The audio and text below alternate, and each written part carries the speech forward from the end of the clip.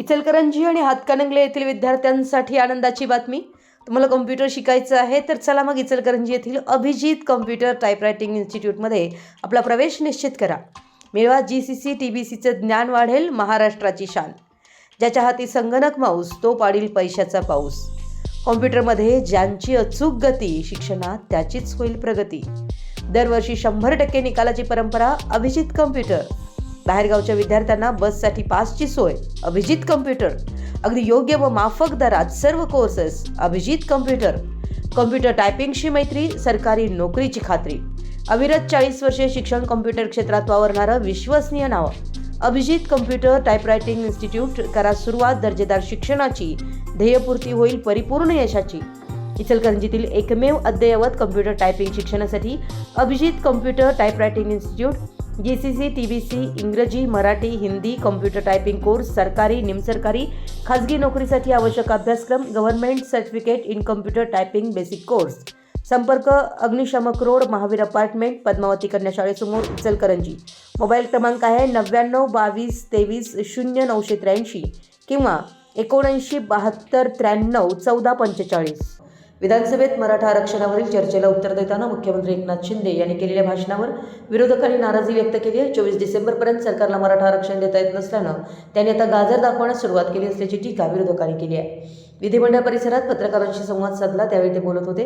मुख्यमंत्री एकनाथ शिंदे यांनी विधानसभेत मराठा आरक्षणावर उत्तर दिल्यानंतर विरोधकांनी आपले म्हणणं मांडण्याचा प्रयत्न केला. मात्र विधानसभा अध्यक्षांनी विरोधकांची विनंती फेटाळून लावली. त्यानंतर विरोधकांनी सभात्याग केला. विरोधी पक्षनेते विजय वडेट्टीवार यांनी म्हटलं की मुख्यमंत्र्यांचे आजचं उत्तर म्हणजे खोदा पहाड निखला चुहा असं आहे. 24 डिसेंबरपर्यंत मराठा आरक्षणाचा प्रश्न सुटेल असं सांगितलं होतं. ओबीसींच्या समस्या होत्या त्यावर सुद्धा कुठेही चर्चा झाली नाही. जुन्या योजना ज्या आमच्या सरकारमध्ये होत्या त्याच पुन्हा नव्याने सांगितल्या असल्याचं वडेट्टीवार यांनी सांगितलं.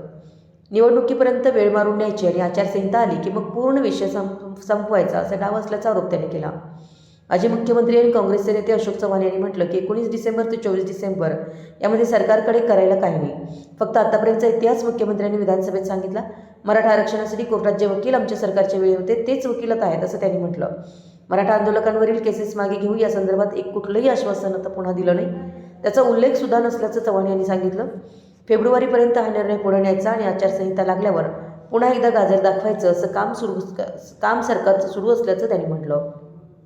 24 तारखेपर्यंत निर्णय घेण्यात हे सरकार अपयशी ठरलं असल्याची टीका राष्ट्रवादी काँग्रेसचे शरद पवार गटाचे नेते जयंत पाटील यांनी केली. सरकारकडून आता गाजर दाखवण्याचा प्रयत्न सरकार करत आहे. आमच्या सरकारमध्ये हायकोर्टात वकील होते तेच सर्वोच्च न्यायालयात होते त्यामुळे धादांत खोटे आरोप आमच्या सरकारवर केले असल्याचंही त्यांनी म्हटलंय.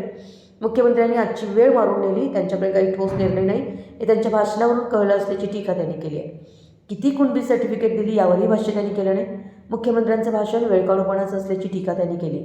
मार्ग निघेल अशी आशा असताना हे सरकार मार्ग काढत नाही. सगळ्यांची दिशाभूल करायची आणि त्यातून पळ काढण्याचं काम सरकार करत असल्याची टीका शिवसेना ठाकरे गटाचे आमदार रवींद्र वायकर यांनी केली. मुंबई प्रतिनिधी, मराठी, यस न्यूज.